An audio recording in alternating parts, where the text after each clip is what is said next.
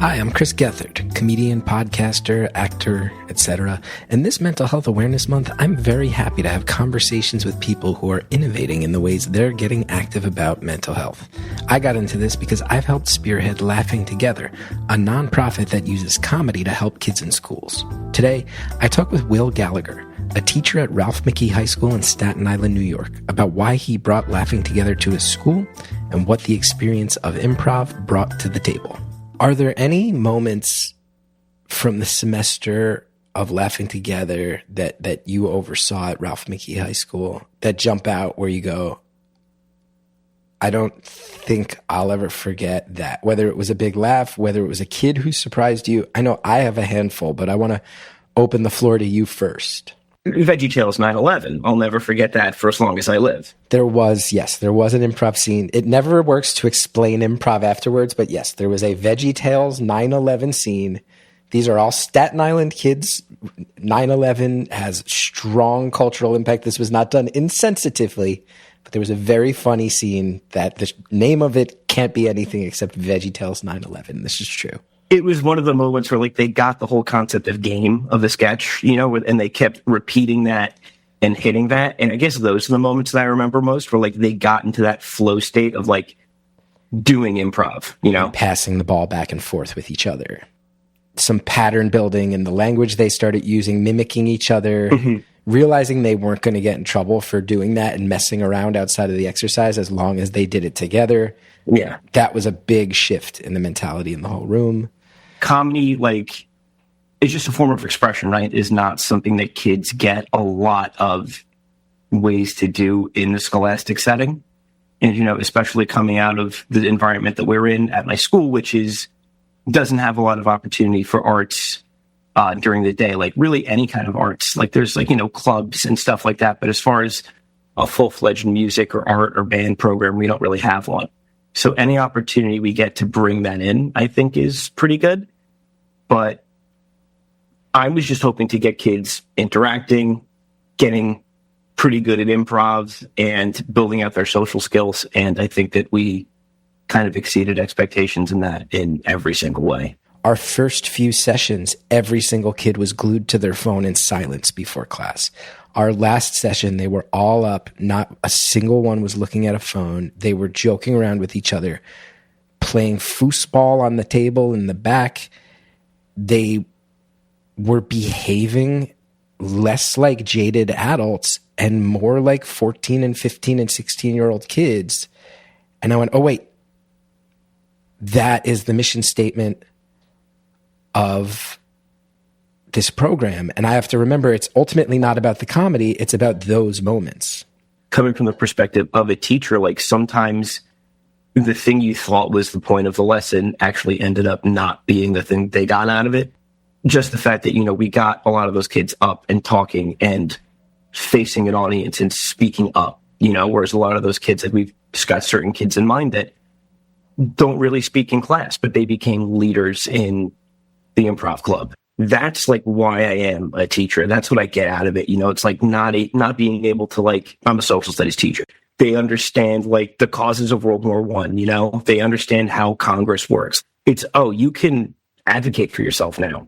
You can speak up and have an opinion and say it intelligently. You can question something. And, you know, I don't really care if 5 years from now my students don't remember exactly what Alexander the Great did, you know, but if they can remember that they learned how to speak up in my class, like, that's what I'm doing it for. And again, I'm very glad that Laughing Together gave us a chance to do that. Thanks so much, Will. If you want to hear that conversation in its entirety, plus other conversations with people approaching mental health conversations in interesting ways, visit www.wellnesstogether.org/all-hands-on-deck.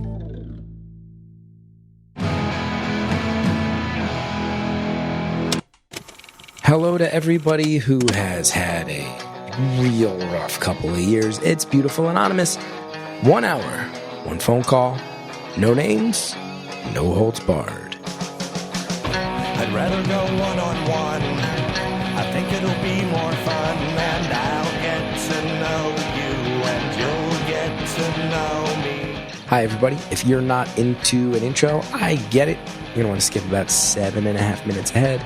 That should put you right towards the beginning of this call. Hi, everybody.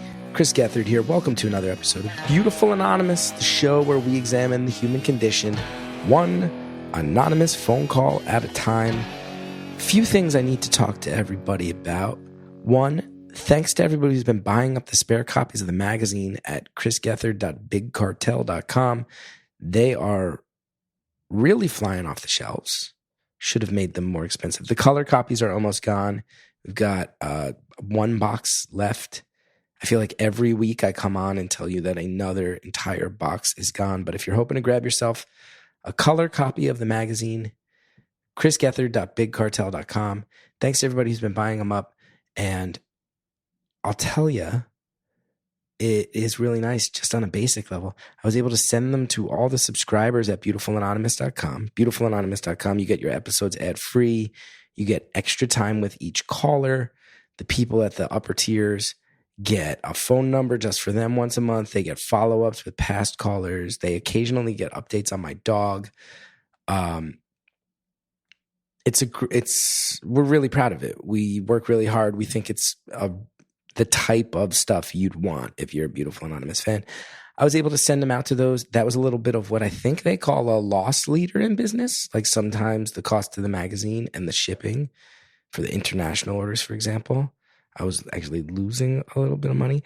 But now everybody who's buying up all these overflow copies, because they sent us more than we needed, it turned out, it's helping to chip away at that cost that I put into that project, and it is incredibly appreciated. I have to also thank everybody who's enjoyed the audio from the All Hands on Deck project.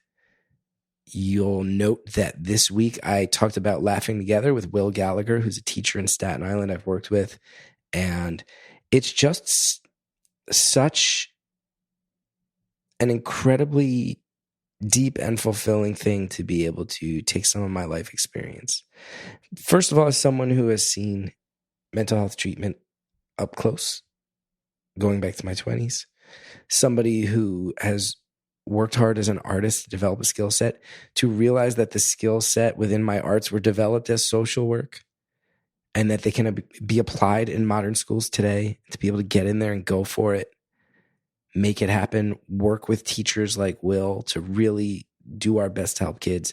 It's been a really deeply meaningful development in my life. It's so cool to be able to tell you all about it, because I feel like the Beautiful Anonymous community, you were there before Career Suicide made it to HBO, a lot of you. And you watched the mental health conversation attach itself to my work and my life in ways that sometimes felt a little out of my control. And to now be able to have that control over it and to direct my efforts towards something like Laughing Together, it's really meaningful. I'm very proud of the program, laughingtogether.org for more info. And I'm just going to try to speak this into existence. If you're out there and you're somebody who moves a lot of money into philanthropic spaces because you have a family that is lucky enough to do so, maybe you've built one of these family foundations, let's talk. If you're somebody who works at a corporation and helps them figure out where they donate their philanthropic efforts each year, let's talk. I want to find somebody who can support this thing in a big way and who sees the value in it, because it's changed my life for the positive and I can feel it helping other people out there. I also have to say too, I know we put an episode out since this happened, but I recorded that intro beforehand and I was sleeping and catching up on sleep. Recently did a 24-hour long comedy show to support my parent organization, Wellness Together, that place counselors in schools. It's really needed right now, especially with the federal government peeling back $1 billion in aid that was set aside for mental health infrastructure in schools. I did this show. I thought maybe we'd raise $5,000. Everybody came together, supported the show between the ticket sales and the donations that came in for the comedians doing their bits. Over $17,000 has been raised as of this recording. And I know so many of the people who took a chance on that live stream and maybe threw a couple bucks in were Beautiful Anonymous listeners. And when I tell you, it blew my mind. Everybody at my parent organization was like, whoa, $17,000. That's way more than we thought was going to come in from this. It rallied the New York comedy community in a way I'm so proud of. It felt really magical in the room. People who watched the live stream have told me that magic came through. You know, it's never going to be the same as being in the room, but they could feel it as well. All these comedians rallying around a cause. Thank you to everybody who supported it. And if you want to still support it, if you're like, oh, it sounds interesting, that live stream is still available for a few more days as of when this drops. And you can still go buy it. You'll find the links on my Twitter, my Instagram. I've been pushing it.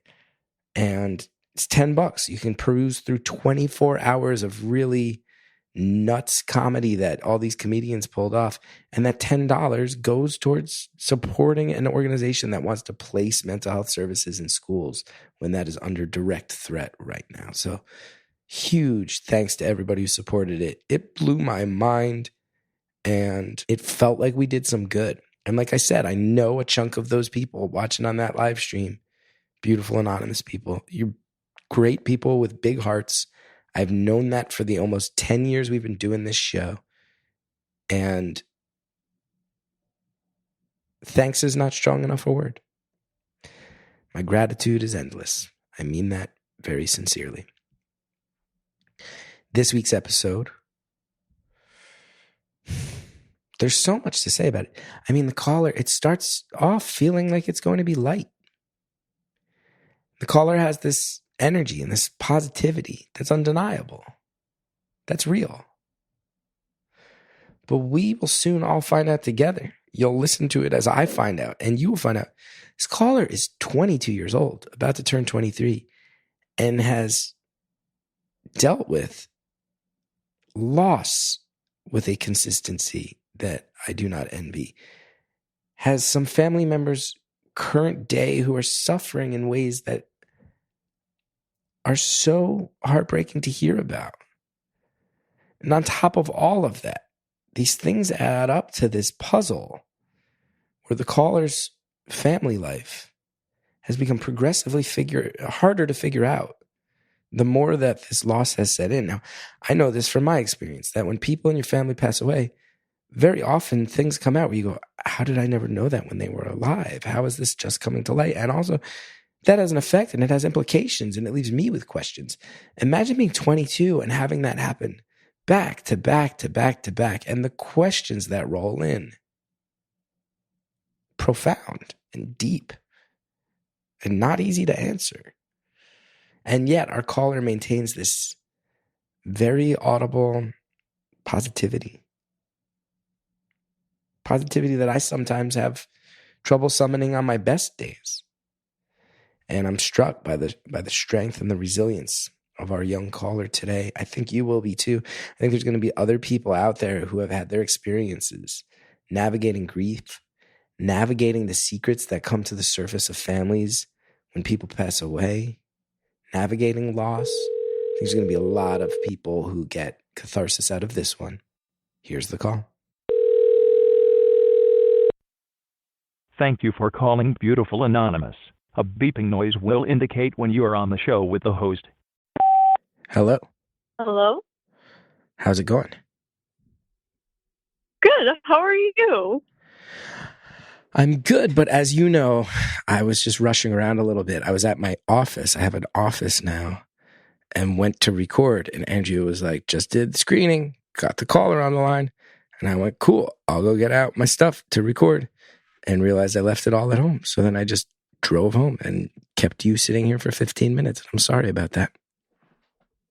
Oh, don't be sorry. I'm sorry you forgot your microphone. That's so frustrating. I hate when things like that happen.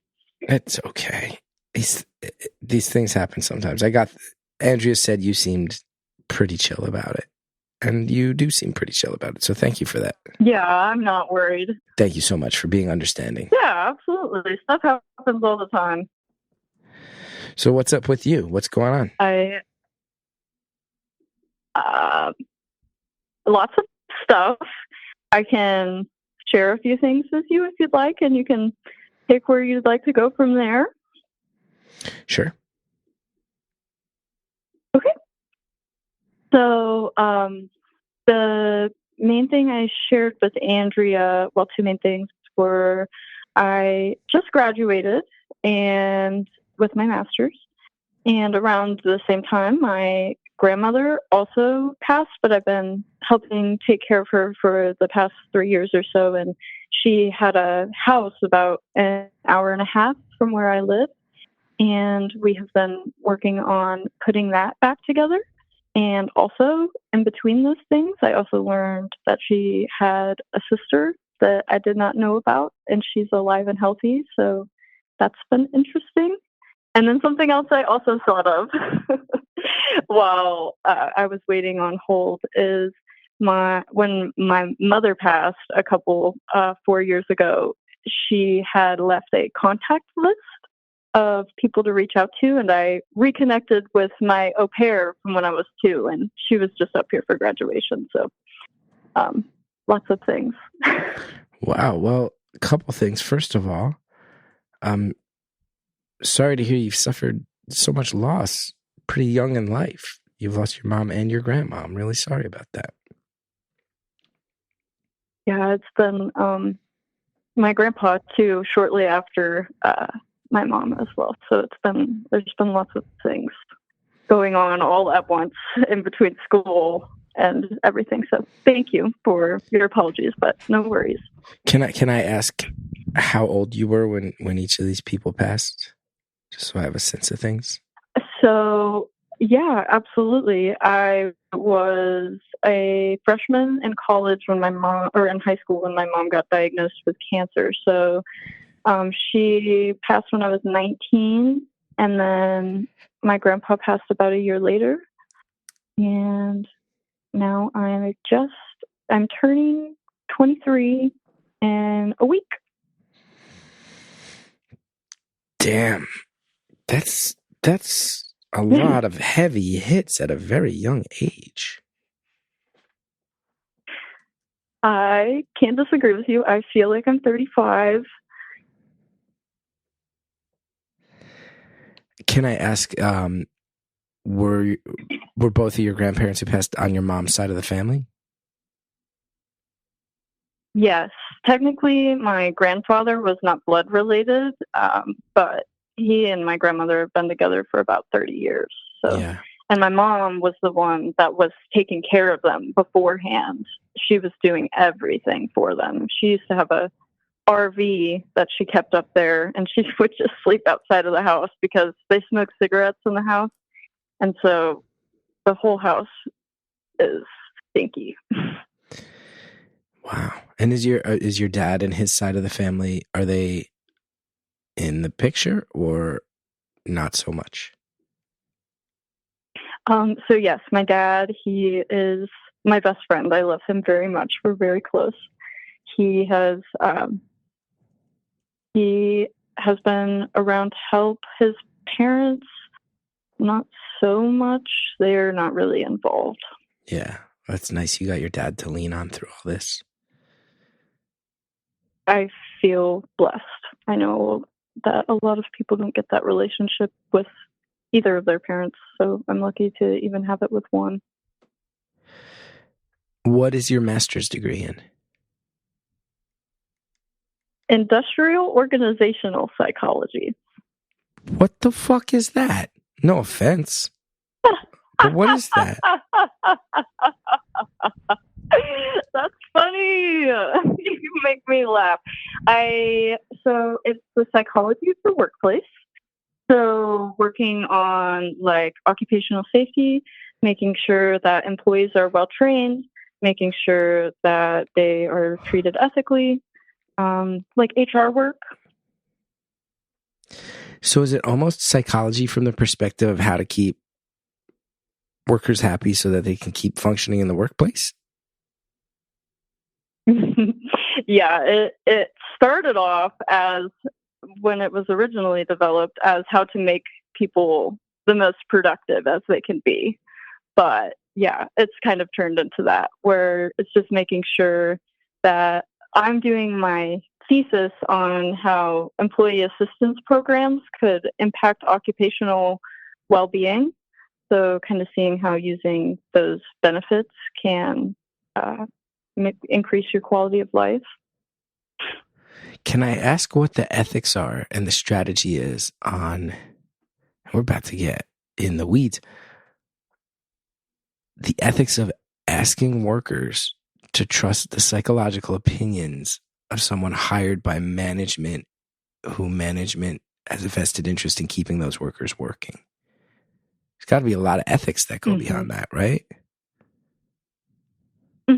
I think that it's hard for sure. It's something that I've honestly seen working on my thesis and analyzing my data and everything. Is it's really hard to get reliable responses from people whenever they maybe don't want to share that information. And so it's kind of, I think it would be a lot more helpful if for my specific thesis, I was just administering a survey and I didn't interact with anybody. But I think seeing the people face to face and kind of developing those relationships is really a huge help. And establishing that you're there to support them and make their lives easier and not there to make their lives harder. I did a project with the hospital local to me, and it was called a needs assessment, where you assess the job and determine what the company is needing training for and develop a training plan. And that was really hard because talking to doctors and trying to get more information about what they're doing and why and how it could be improved when these people went to school for 15 years and don't want someone to tell them how to do their job, it can definitely get difficult. It's a lot to navigate. The idea that the people paying your paycheck might have one set of goals, but the people who are actual patients you might have to talk to might have other needs. And those things they're not always going to overlap. That's a lot to think about. Absolutely. I think that's why it's so great to have a middleman, though, because if you just have both those sides and no person in the middle, then you're probably only getting one or the other and no in between. Now, what's the deal with this secret great aunt? How'd your grandma have a sister that you never knew about? She has a sister and a brother, and my mom knew about her and never shared with anyone in our family, including my father, who was baffled to find out about all of this as well. So you said your mom did know. I didn't even tell you she did know, and she was hanging out with her shortly before she passed. Whoa. And she lives 15 minutes down the road from where my grandma's house is at. Well, why the big secret? So, I mean, it's been something that I've been trying to figure out myself, to be honest with you. I can tell you what my grandmother told me, and I don't know how accurate all is. As she was getting older, she had really bad dementia, and so it's hard to tell, but she told me that, and it really doesn't make any sense, because apparently they had a really, really good relationship as they were growing up and everything. And the reason that my grandmother moved closer to her sister was so that they could be closer together. And so she told me that one time her sister called her and wanted to go out to the races and invited her, but not my grandpa. And she said that really upset her, because she knew that she was in a relationship and she wanted her husband to be there. And I was like, that's ridiculous. You're going to stop talking to your sister over just that? And come to find out, this is such a disaster. Honestly, it's so much drama. Her sister shared with me that at one point in time, my grandma was living with her, and my grandma slept with her husband, and Wait, what? they had to kick her out. Your grandma slept Yeah, with her my sister's grandma- husband? Yeah, and I was like, she's gonna stop talking to you just because you invited her out and not my grandpa, but you're going to continue to talk to her after she slept with your husband? That's crazy. Did the sister and the husband stay together after your grandma went and got in there? No. She said that she kicked everybody out. So your But grandma... honestly, Chris, honestly, what? No, you go. I was going to say, so your grandma shattered her own sister's marriage. Her sister forgave her. And then your grandma cut her sister out over something that most people would say was much smaller and more petty than that? That's wild. That's wild shit. So I don't know. I have a theory. So before she got pretty bad, we had started doing one of those, like, my life books, because I know I can't remember everything, and I wanted to start trying to write some of her life down. And as we got closer to the end, she shared with me that her brother molested her when she was younger.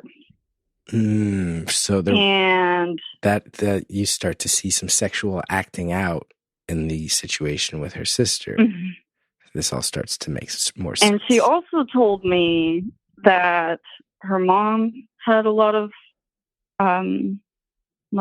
sounded like addiction issues with sex stuff, and it just, from the conversation we had, sounded like there was a lot of those issues going on in the family.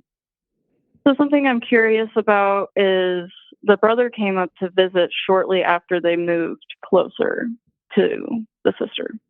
And I wonder if maybe that just triggered my grandma into thinking that either her sister wasn't going to listen to her, or her sister knew and didn't believe her. Because she did tell me she told her mom, and her mom said that she was a liar. So I'm not sure, but that has been my guess. And I have not mentioned it to the sister because, we're just getting to know each other. I feel uncomfortable.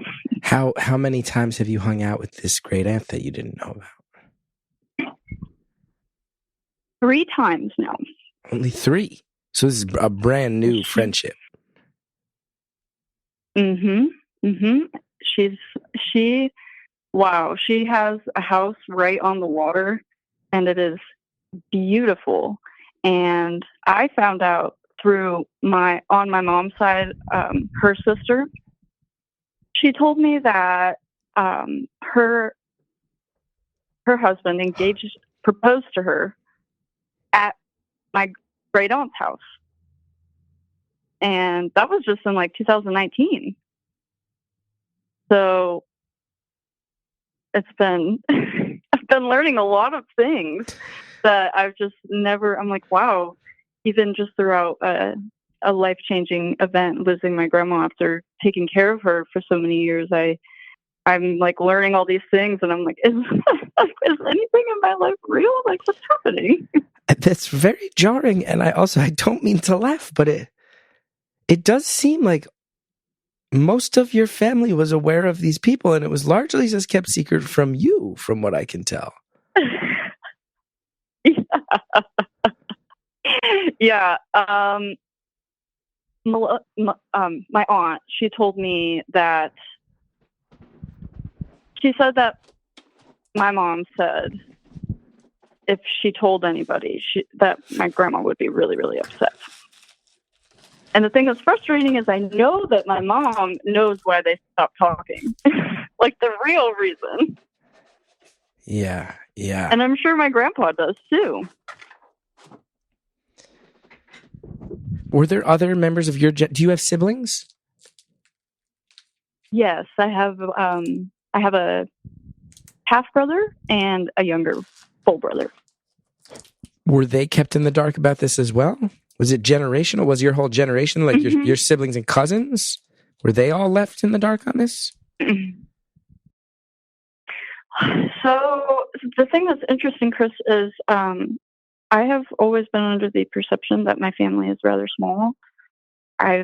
Especially after my mom passed, it's just been my dad and my brother and me and my partner. And so it hasn't, we've been relatively just confined to us and working together as a team to figure things out. And so whenever I find out about my great aunt and the fact that she has 13 children, what? It's very, very exciting to find out that we have all this family. So to answer your question, yes, none of us knew. So you have not just a secret great aunt. You have not just a secret great aunt, but your great aunt had 13 children and presumably this massive family tree of theirs that just keeps spreading. Mm-hmm. And they have children. I met some of them. Yo, it's insane. Yeah, how are you doing? And I'm so excited to be talking with you because every time I listen to a call on Tuesday, I'm like, I need to talk to Chris and tell him about what's going on. He's gonna throw his glasses. When you hear calls on here, you're like, I got that beat. I got 13 secret second cousins that no one ever told me about. I had a grandma who I loved, but who was a little bit of a troublemaker in her life due to her trauma. And because of that, there's a whole entire, were they the secret family or are you the secret family? You're the smaller one being kept, because did they know about you? Let's pause there. Questions are really, really solidifying. This is one of those calls where every piece of information brings with it 3 new questions and no new answers. And we're going to hear all about it when we get back. This episode is brought to you by IQ Bar, our exclusive snack sponsor. IQ Bar is the better for you plant protein-based snacks made with brain-boosting nutrients to refuel, nourish, and satisfy hunger without the sugar crash. IQ Bar's plant protein bars are packed with high-quality ingredients to help keep you physically and mentally fit. They've got 9 delicious flavors, including mint chocolate chip, chocolate sea salt, which is great, banana nut, which is also great, toasted coconut chip, which I also love. Perhaps my favorite of all, lemon blueberry, which is wild because I usually lean in the chocolate peanut butter direction, but their lemon blueberry might be my favorite. Oh, did I say peanut butter? Let's not forget the peanut butter chip. With over 20,000 5-star reviews and counting, more people than ever are starting their days on the right foot with IQ Bar's brain and body boosting bars, hydration mixes, and mushroom coffees. You've already heard. This is not advertised speak. I eat these on the regular. I love them. I often have them for breakfast, especially when I'm on the go. I tend to always have a few IQ bars in my bag because they are great. The IQ Mix hydration mix has become part of my routine more often than not, more days than not. Crushing an IQ mix makes me feel ahead of the curve. It's hard to stay as hydrated as you need to, and I'm glad IQ Mix has my back. It makes it easier, and I have said it far and wide. My wife loves the IQ Joe. She calls them coffee sticks. Our house is always stocked up. And I do not bring my wife's opinions into these ads unless they are 1,000% true. If you ever meet her, you can ask her. She honestly does a little dance in our kitchen as she prepares her IQ Joe coffee sticks because she loves them that much. And right now, IQ Bar is offering our special podcast listeners 20% off all IQ Bar products, plus get free shipping. To get your 20% off, text BEAUTIFUL to 64,000. Text the word BEAUTIFUL to 64000. That's BEAUTIFUL to 64,000. Message and data rates may apply. See terms for details. Delete Me makes it easy, quick, and safe to remove your personal data online at a time when surveillance and data breaches are common enough to make everyone feel vulnerable. Delete Me does all the hard work of wiping you and your family's personal information from data broker websites. Delete Me sends you regular personalized privacy reports showing what info they found, where they found it, what they removed. Note, I said regular reports. It's not just a one-time service. Delete Me is always working for you. They check these sites, they go back to them, they try to put that info back on, they remove them again. It's a great service. You all have heard that I'm a very active, very current, and very enthusiastic customer with Delete Me. Delete Me has helped keep my family safe. I have indicated on the show that there are things that have been happening in my life in recent times where my living publicly has attracted some attention I do not want. When I tell you that Delete Me has allowed me to let out a sigh of relief and realize, oh good, they're pulling so much of my info off. They're making it just slightly harder, actually making it a lot harder for some of these people with bad intentions to dive in on my personal info. Why would we not all want that? This stuff is floating out there. People can use it to harass you, to dox you, to steal your identity. There's so many bad uses for this info, and this entire data broker world is very nefarious. And I'm so happy that Delete Me is out here drawing some lines in the sand, saying enough is enough, and allowing people to feel a little more safe with their data. Take control of your data. Keep your private life private. Sign up for Delete Me, now at a special discount for our listeners. Get 20% off your Delete Me plan when you go to joindeleteme.com/beautiful and use promo code beautiful at checkout. The only way to get 20% off is go to joindeleteme.com/beautiful. Enter the code beautiful at checkout. That's joindeleteme.com/beautiful. Code is beautiful. Thanks to all the advertisers that allowed the show to happen. Now let's get back to the phone call. Did they know about you? You know what's interesting is, no, not me, but my younger brother met my great aunt one time as a younger, like when he was smaller, because she owns a tailoring shop, and I guess my mom had taken him over there to get his pants tailored one time. So she knew about him, but she did not know about me when I called her. So here's the thing is, it was really hard to find her information. So my grandma didn't leave anything in terms of what she would like to do when she passed. I had to do pretty much all of those things, the arrangements, the celebration of life, figuring out, getting her cremated and all of that stuff, cleaning out her room at the rehab center she was staying at. And, I lost my train of thought. No directions on what to do. What was your question? What was your question again? Let's see. Let's rewind it back. I was asking if you were the secret one or if they were the secrets. You mentioned your little brother met at the trouser shop. Then you started saying that your grandma left no end-of-life directions. Yeah. So it was a really, really hard... Thank you. I'm so sorry. It was really hard to find any information about her sister or any of that family because I just didn't have it. So my mom's sister was helping me scour through the internet trying to find her information. I had her maiden last name, but not her last name with her new husband. So I couldn't find any information. But then we ended up finding the obituary for their dad and the full name was in there. So from there, I was able to find her phone number and everything and give her a call. And when I called, she was like, "Who is this? Who are you?" She didn't even know officially that my mom had passed. So she had no idea who I was. Whoa. This is one of the more unusual family situations I've ever heard of, and I'm getting the sense, because it's hard I'm sitting here going, I'm having a hard time sussing out exactly what's going on. But I feel like you're having a hard time sussing out exactly what's going on. Oh, yeah, I have no idea what's going on. I'm just here for the ride.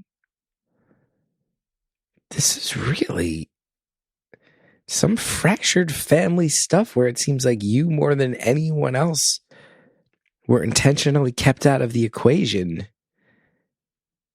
That's a real mystery. Well, it is a mystery, and it's hard whenever, I've been talking about this a lot. It is so hard. First of all, grief, people don't like to talk about it. They're weird about it. I don't know. People die all the time. It doesn't have to be weird. We can just talk about it. Mm-hmm. And then it's just like,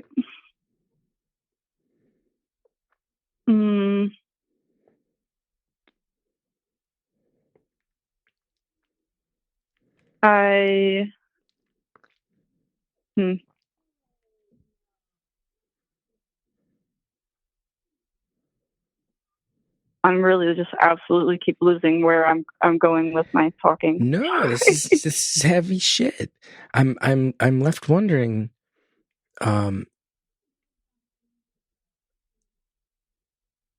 You're getting a master's degree in a specific field of psychology. Psychology, the cliches are that so much of it is caused by things like family trauma. You know, so much of the problems that you wind up dealing with, I should say, can be caused by family trauma. Mm-hmm.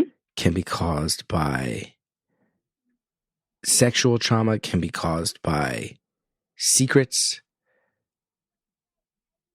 It must be strange for you to be studying this field and getting a master's degree in it in the same exact stretch of life where your own family secrets are revealing themselves, where you're learning that your own grandma may have dealt with sexual trauma, and where it feels like so many aspects of this were kept secret for reasons that you can't quite ascertain. It seems like such a strange confluence of events that you'd be getting your actual master's degree in this field while so many aspects of your own life are revealing themselves to you right now. That's heady shit.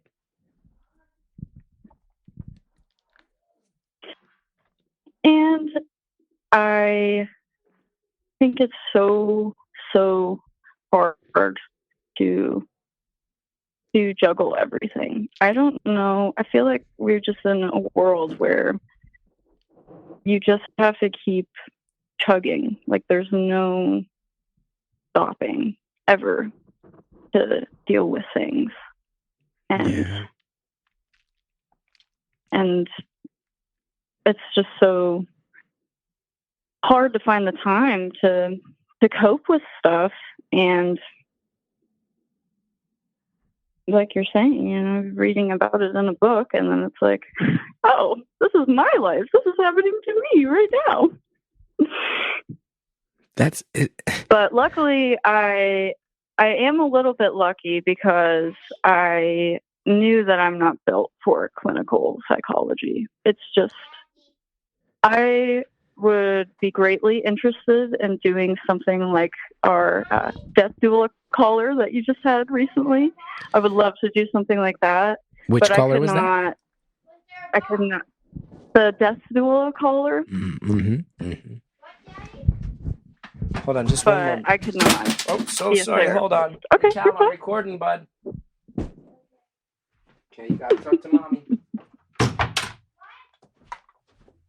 Oh boy, what a disaster. Andrea, leave it all in. Leave this all in. Oh, good God. Everything's okay, bud. He just wants to hang out. Hello?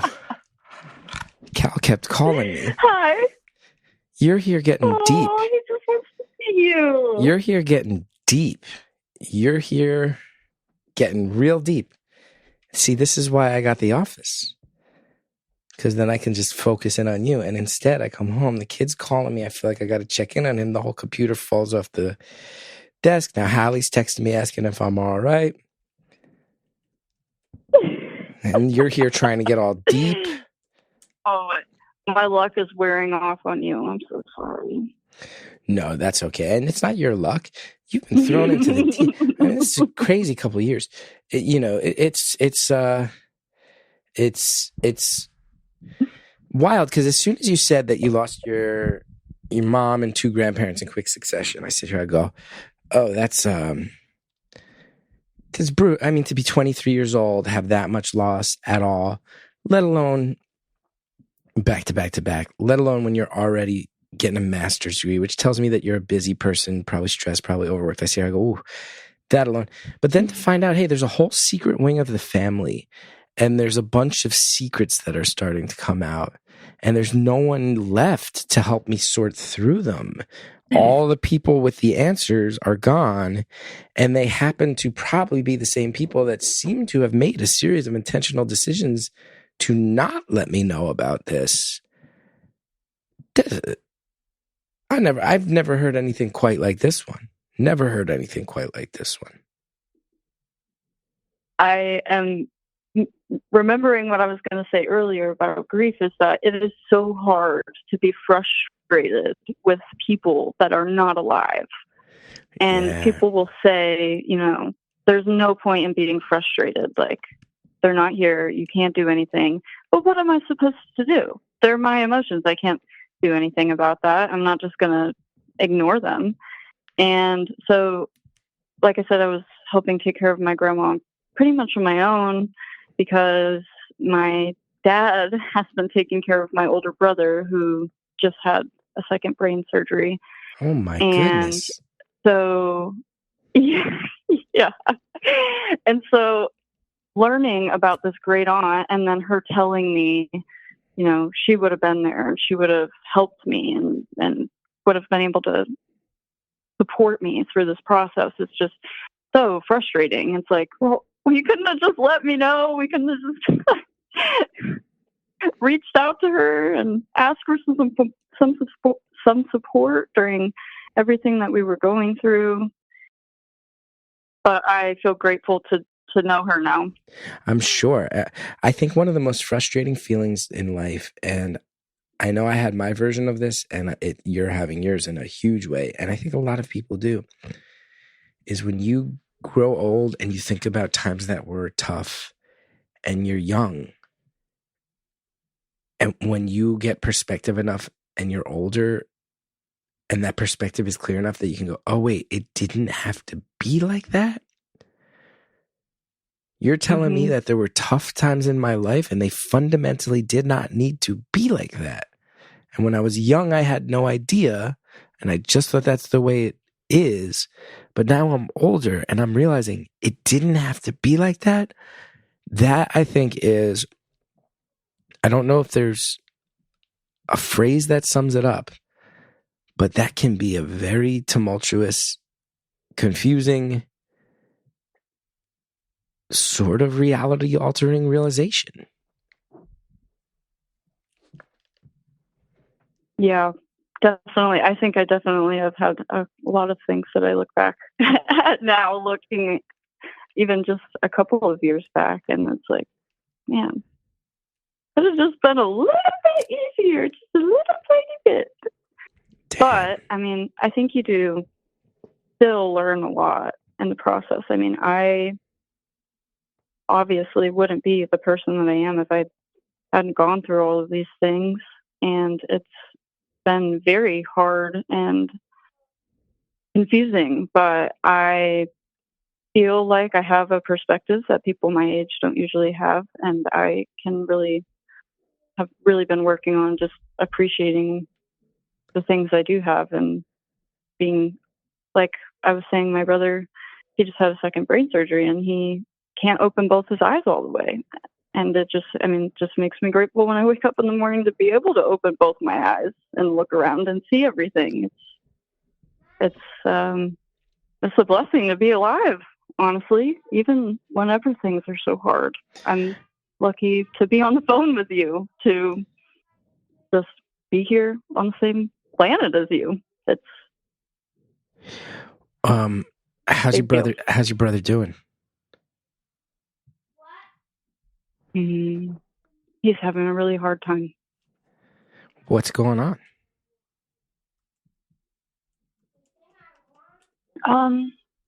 So like I said, he can't open both his eyes. So they were originally taping one lid open so that he could see. But they recently they have a surgery that they can do now where they kind of sew your lid to your eyebrow muscles so that way you can open your eyeball on your own. And so he's been going through that process. And since he's not able to close the one lid all the way, he has been having to get ointment in his eye regularly. Oh my goodness. And that's been, I think, pretty frustrating for him. And just not being able to see. He has really, really, really, really bad anxiety since they've done this second procedure. And we've theorized it has to do where they did the surgery in the brain, and he's not motivated. And my dad's ex-wife has been having to stay at the house with them because they're originally from New York, but we live over in Florida. So it's been really a lot for my dad, I think, too, which it's just been very tension for all of them. My dad and my little brother haven't lived with a woman in 4 years. So just lots of changes.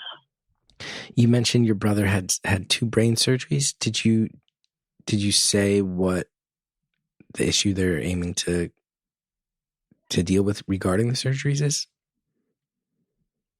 So they were closing up bleeding in the brain.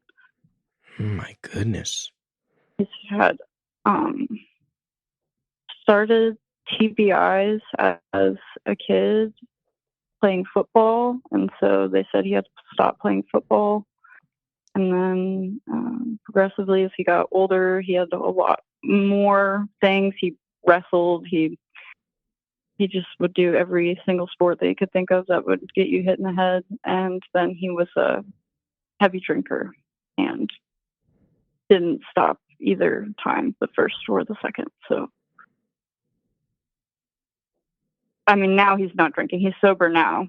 But, after the first surgery, he didn't stop. And even before that, they were like, you have to stop drinking. And he just didn't. Listen, I have to say too, my heart goes out to your brother. But being that I'm on the phone with you, I'm sitting here going, you are 22 years old, about to turn 23? Mm-hmm. You have such a positive vibe, but I'm sure you know, this is more shit than any person should have to deal with at the age of 22. And you know that, right? Yes. Yeah. I do. And I often worry because so many situations just end up with somebody dying. I think everybody's just going to die around me, and then it's just going to be me, and I'm all alone. You're saying it with laughs, but those are the types of laughs I know. If you don't laugh, what else are you going to do? You can't. It'll be silent. Silent or crying or just curling up into the fetal position. Yeah. Yeah, for sure. I didn't want to be a sad call. Well, here, let me tell you. What? Yeah, let's pep it up a little bit, please. Can we pep it up a little bit? Yes. I'm ready. No, I'm I have kidding. one. I have one. My mom was a prankster, and we used to also live near my grandma. That's why we moved to Florida, because my mom wanted to be closer to my grandma. And one night, she went out in the middle of the night and took a bunch of plastic forks and stuck them in her front yard and just filled her front yard full of plastic forks. And then, Classic. I don't know if this is the same night or not, but she also filled the town water fountain full of soap. And it was a really big deal. They don't have that water fountain anymore out there. Your mom did that when she was a grown-up? Oh, yes, she did. She did lots of stuff like that as a grown-up. She was not a mature grown-up. What else are we talking? So she's vandalizing the town fountain with suds, forks all over the front lawn. What else are we talking here? She wrapped my uncle's truck in saran wrap. Let's see. One time when I was a teenager, my parents had beef with the HOA. They did not get along. So they had some signs out for Halloween that said Oktoberfest, and we changed the signs to Cocktoberfest. Your mom? When you say we, this means you and your mom teamed up and made Cocktoberfest signs. Yeah, we did. And does the HOA reach out to your mom and go, "We really think it's you"? And your mom goes, "You think what's me?" And then someone on the phone has to say, "We think you're the ones who made the cock. We think you made the Cocktoberfest signs." It was a secret. She told me I wasn't allowed to tell anybody, so we didn't get in trouble. So you and your mom drove around. How old were you when this happened? 14. So you're 14 years old, and what? Your mom's driving around with a bunch of Sharpies, getting out and writing C's in front of all the Oktoberfests?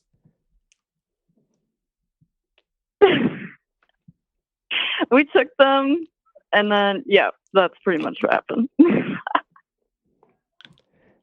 That's pretty rad. It was good. It was good. I tell you, even in the midst of a call with as much loss and sadness as this one, I will always giggle at the phrase Cocktoberfest. We'll be right back. Father's Day gifting is always the same story, right? Socks, maybe some tools for the grill.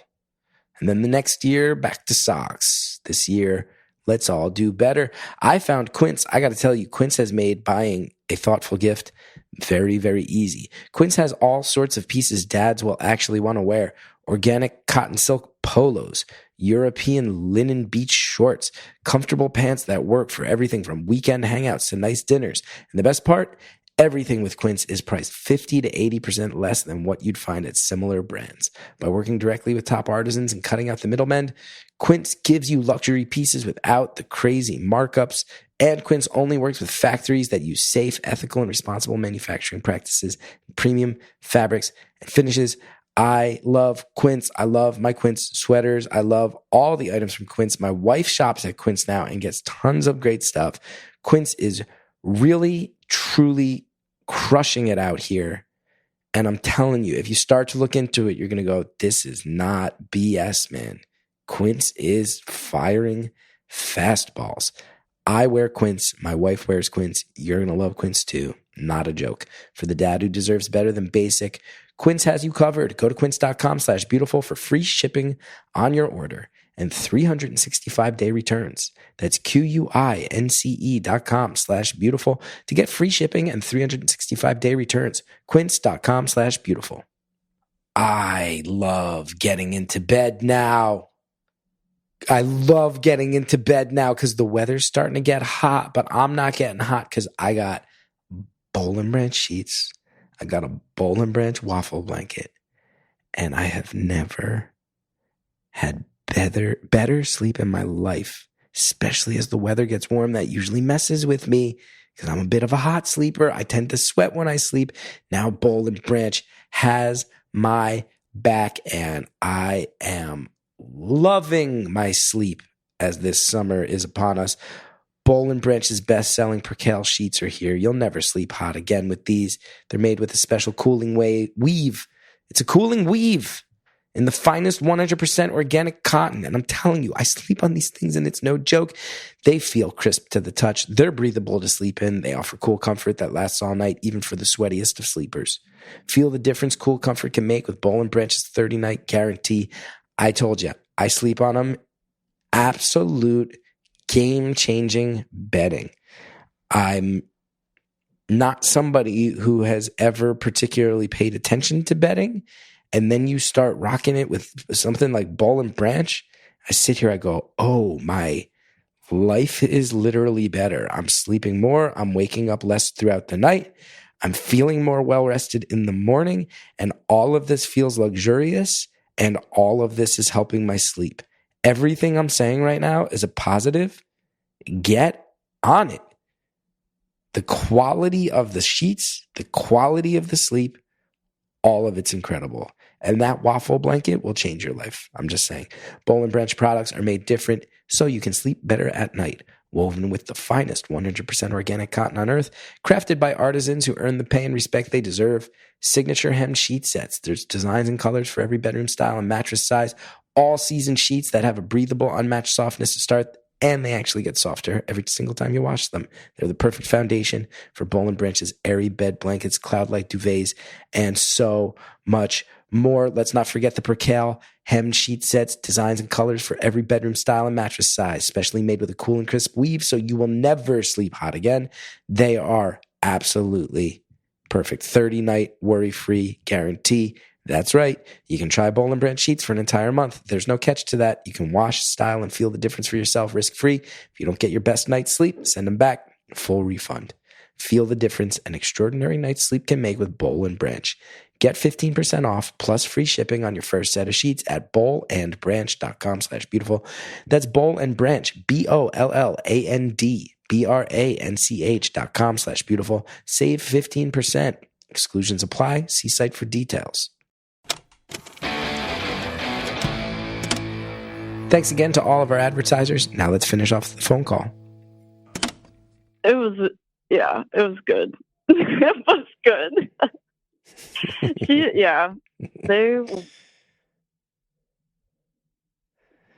I'm trying to think of some other ones. It's funny because you strike but she would do mean ones too. Oh, like what? Mean pranks. Like one time when I moved out, she messaged me and said that they were out of money to pay for my car. And I was like, well, I have the money. Like, let me just pay for it. She was like, no, it doesn't work like that. We have to get rid of your car. And I was like, but that doesn't make any sense. And then she was like, just kidding. You strike me as a very level-headed, mature person for your age. Your mom sounds like she was someone who I don't know if maturity would be the top of the list of qualities people are listing. No, and she was a what's the word for people who like to steal? A klepto? She was a kleptomaniac. Yes. What types I would of say stuff? she was. One time, Chris, she stole a whole furniture set. A what? A whole patio furniture set. How do you steal a whole patio furniture set? That's impossible to transport. In a Mustang. She was driving a Mustang. She put it all in the trunk. She drove home with her trunk open. That doesn't even fit. You can't fit a whole patio furniture set in a trunk of a Mustang. That doesn't fit. Take it back. My dad was like, you have to take it back. And she was like, no. So he had to do it. Wait, your dad was like, take all that stolen shit and put it back on those strangers' patio? No, it was like a furniture place. Like they had the patio stuff out the front. store. Like as they do sometimes. Oh, so she could have been arrested And easily. I guess, yes. Oh, easy peasy. Either of them. My dad taking it back. I said, nobody noticed. He was like, no. I'm like, you got so lucky.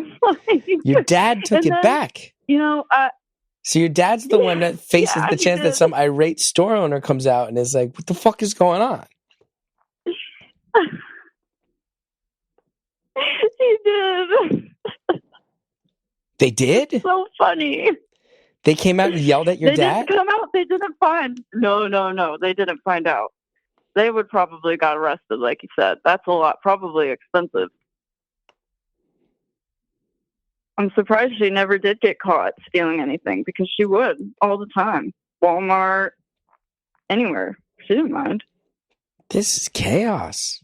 Especially after she had cancer, because she would just be like, fuck it, I'm going to die anyway.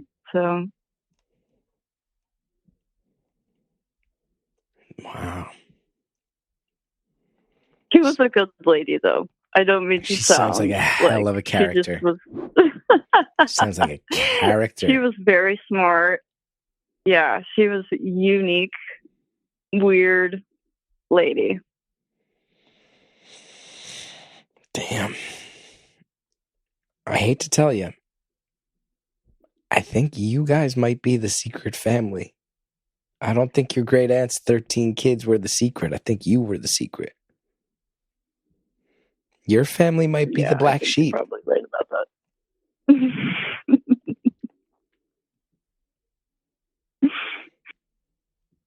And it's neat meeting some of the 13 children and kind of seeing, wow, this is where my family came from. I took the great aunt over to the house and we were doing some work on it together, and they have a shed, and in the shed we were going through all the stuff and we found this paperwork from 1920 of when their mom traveled from Portugal through Ellis Island to come to America and stay and live here. And her brothers traveled with her. And so it was the brothers' paperwork for coming from Portugal to here and his ID. And they were still, not in great condition, but they were in shape. They were in condition. Not falling apart. It was very interesting. Now, you said you already have a partner. Yes. How's that going? Good. I feel bad. I feel like we started dating and then my whole entire life has just been like this ever since. But we've been together for almost 6 years in September, and we've lived together for most of that time. I think so you started dating having my own 17. place has been a huge help. Yes. I really hope it works out with your partner, because you don't want to have to explain all this shit to someone new. I agree with you. I hope so too. I don't think that we were just talking about this the other day. We haven't even gotten into an argument. And we've been together for almost 6 years. There must be no petty domestic squabble that feels important enough to squabble about when you're like, well, at least no one's died this week. So can we just chill? Right? At least I didn't find out any really baffling family secrets or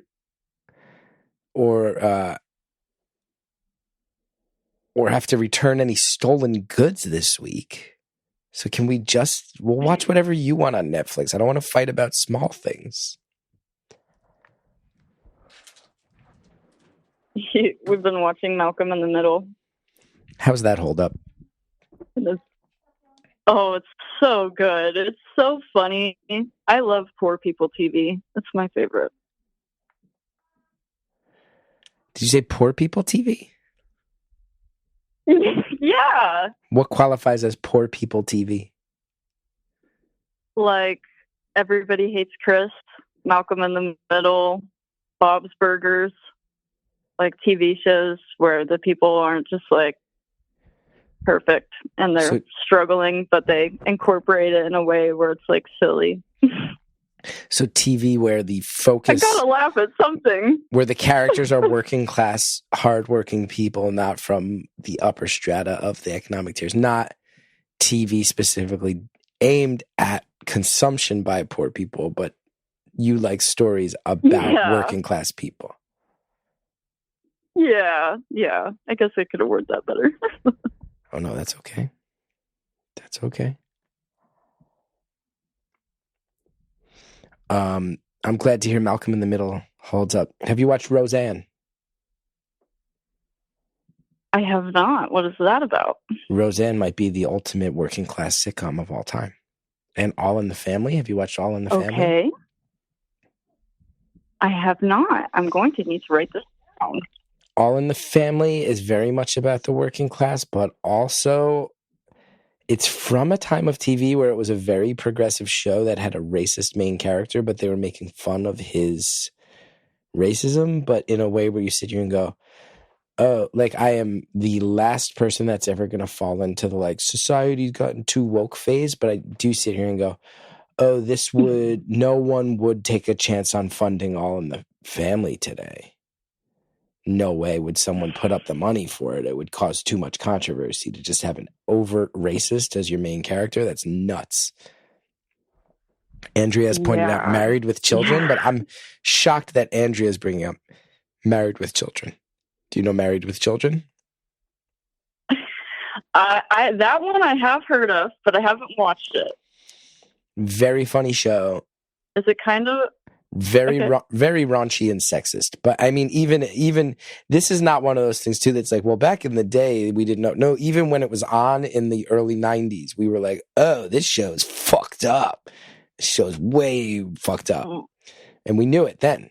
And we loved it. We just got done with How I Met Your Mother. And I feel like it was kind of like that. I haven't seen it. Haven't caught that one. They make jokes all the time. And well, they make a lot of jokes that are like, oh, maybe not. Maybe not. Mm-hmm. Mm-hmm. I think I like poor people TV as well. I've just never heard it. I've just never used the phrase poor people TV as the name of a genre. Oh, probably not. I have lots of silly names for everything. Like you just mentioned the woke thing. I always call myself a wokey. I'm like, I love being woke. I'm a wokey. Mm-hmm. Much like Chewbacca, I am a wokey.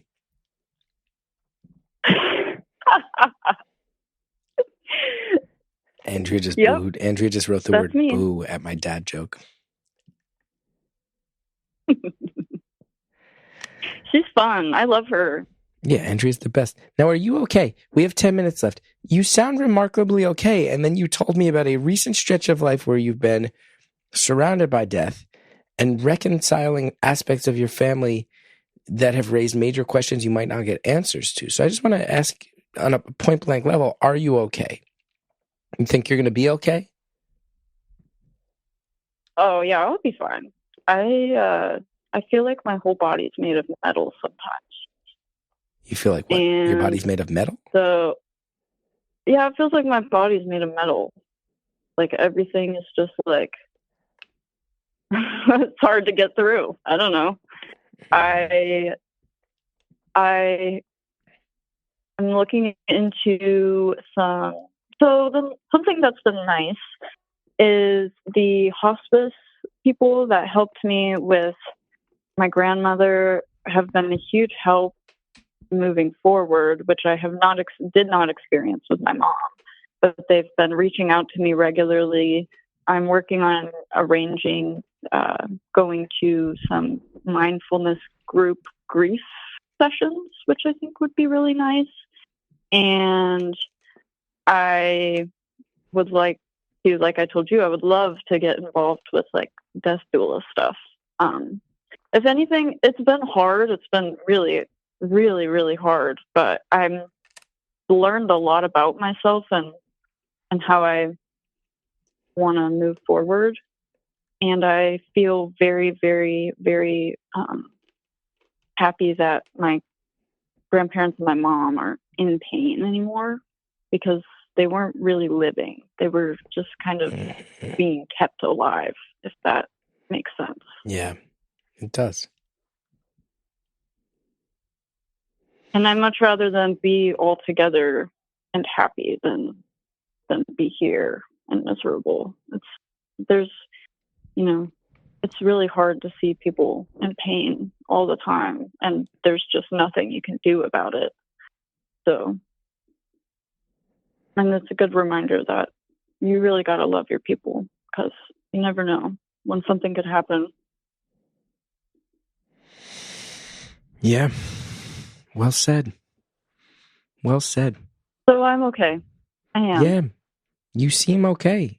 Just on the surface. I mean, I don't know you all that well. I've only known you for 45 minutes or so, but you seem like you have a very good head on your shoulders for someone who's been having a head-spinning few years. Well, if I didn't have a good head on my shoulders, then I would not be able to take care of everybody else. Somebody else would have to take care of me. I don't want anybody else to have to do that. It's a very sad thing you Kind just of a said mess, as a 22-year-old. even though I sound put together. I know, that was just a very revealing and sad thing for a 22-year-old to say. I got a planner for in case I die, because I'm like, I never know when anything's gonna happen, and I take care of everything, and I don't want anybody to not have this stuff that's in my brain. What if it's not written down somewhere? Mm-hmm. You had to think so much about death in the process.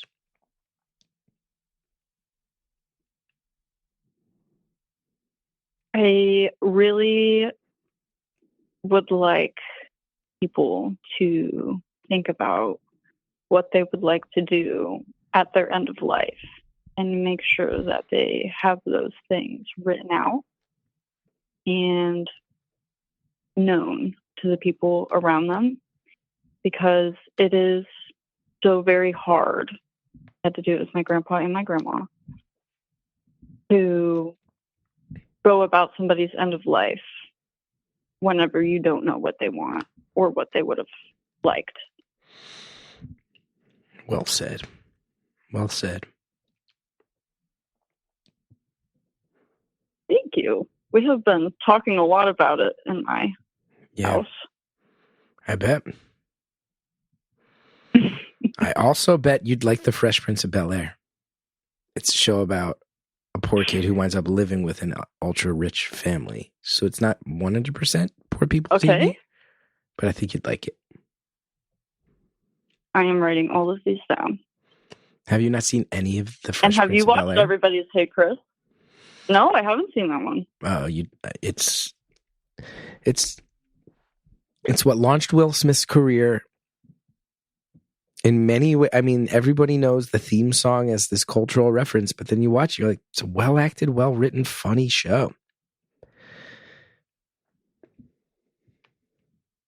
Great. I love that. I love a funny show. That's really what I need, is giggles. Mm-hmm. I don't want to sit down and think about life. That's why people are like, you gotta watch the new season of Black Mirror. And I'm like, I'm okay. I really don't want to. That's the last show you need to be watching right now is Black Mirror. You don't need to watch that for like 10 years. Don't be watching Black Mirror. You don't need to be watching The Last of Us. Nothing intense. We don't need you watching any of these apocalypse shows. Andor, I love Andor to death. You don't need to be watching a show about an oppressive regime holding their boot to people's throats to the point where an armed resistance develops. That's not what you need right now. What you need right now is Malcolm in the fucking Middle. The Fresh Prince of fucking Bel-Air. Literally. All in the fucking family. That's what you need right now. Stories about hardworking people winding up in funny, fucked up situations. You would legitimately love Roseanne. If you're like my favorite TV is shows about working class poor families, you would love Roseanne. I am so excited to watch all of these TV shows. I really am. We've been running out. I mean, we've gone through everything that there is, I feel like. Yeah. So I'm very, very I should happy also to say, have this though, new list. Thank you. you've also described yourself as woke, so I should also warn you that I believe Roseanne has said some things that are so beyond the pale that she was removed from the Roseanne reboot personally. So you will be supporting someone you might want to look up first. Yeah. That's okay. I mean, I can, Just remember that. I'm pretty flexible. You know what I mean? I can handle. It's not usually. Sometimes I've watched stuff where I'm like, this is really bad, but I can handle it. Great! Yay! Thank you for all these TV shows. Oh no, a pleasure. Least I can do for someone who's had a couple years like you have. I also am so worried, and you would know better than I am because you have a master's degree in psychology where I go, your cheerfulness, this bubbliness that comes out, is this real or is this your defense mechanism? That's a really good question, Chris. I think maybe a little bit of both. Like I said, I just am grateful to be here. So I try my hardest to share that energy wherever I can. But yeah, it definitely does seem sometimes like I feel like I'm just trying to not have to think about the other stuff. Sometimes I think I'm so busy. I keep myself so busy that I don't even take the time to think about what's going on. So probably a little bit of both for sure. A fair answer.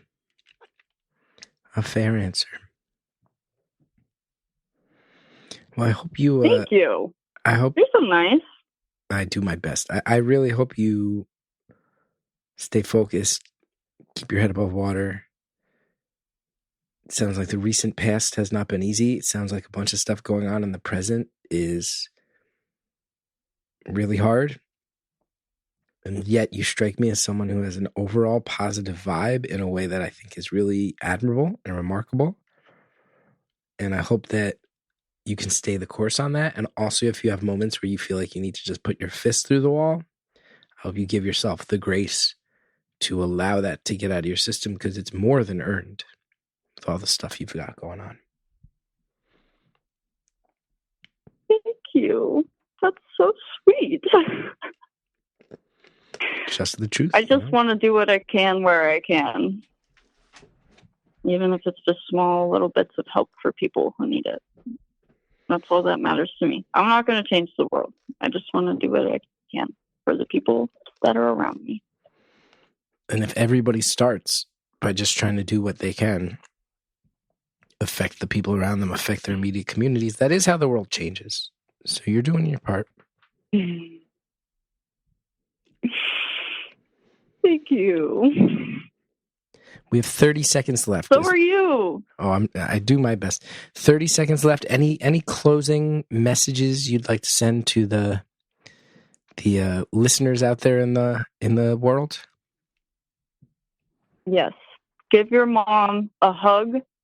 And if you can't give your mom a hug, give somebody you love a hug because we are not here forever.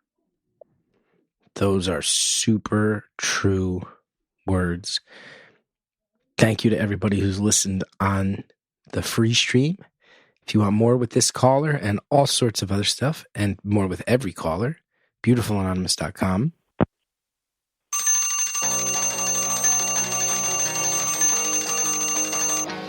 Caller, thank you so sincerely for being open, for being honest, for telling us about everything that's going on, and for being someone who moves forward with, in general, what seems like a real sense of positivity, a real sense of motivation, even in spite of so many hard things. It's inspiring. I mean that so sincerely. Thank you. And thank you to Andrea Quinn for producing the show. Thank you to Shellshag for our theme music. Thanks to everybody for listening. Thanks to everybody who has signed up to be part of the Facebook group at Beautiful Anonymous, the community. Thanks to everybody who follows us on Instagram and our TikTok, which has already gone dormant, and everywhere else. If you want to know more about me, including shows that I'm doing, punchup.live/Chris Gethard is the best place to find all my dates. Thanks so much for listening, everybody. Tell people we exist. Word of mouth is the greatest form of advertising. Have a good one.